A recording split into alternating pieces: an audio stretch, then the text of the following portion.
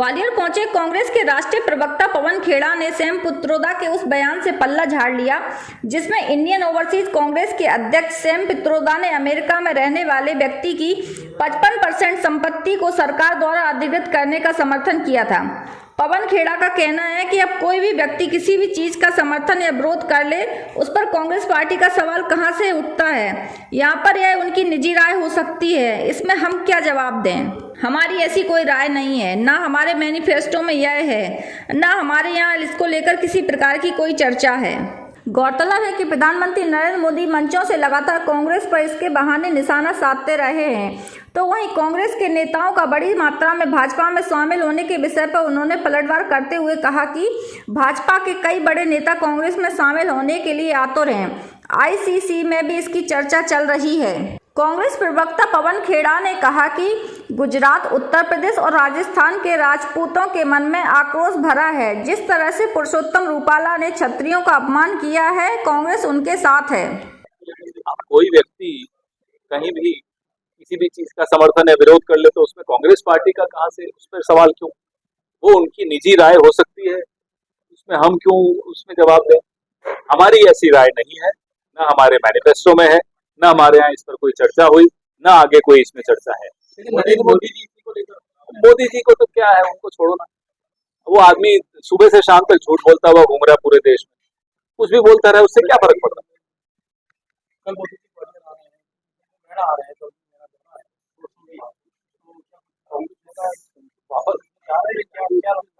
तो खैर इतना मुझे नहीं इसकी जानकारी, कौन जा रहा है कौन आ रहा है। ये जरूर मालूम है कि बीजेपी के कई लोग अभी कांग्रेस में आने को आतुर हैं।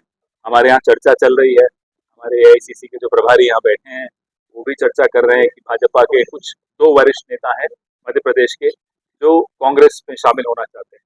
तो हम आप सहमति अपनी पार्टी में बना के फिर उनको लेंगे। सिंदूर पे जिस दिन मोदी बोलेंगे तो उस दिन उनको भी जवाब देंगे।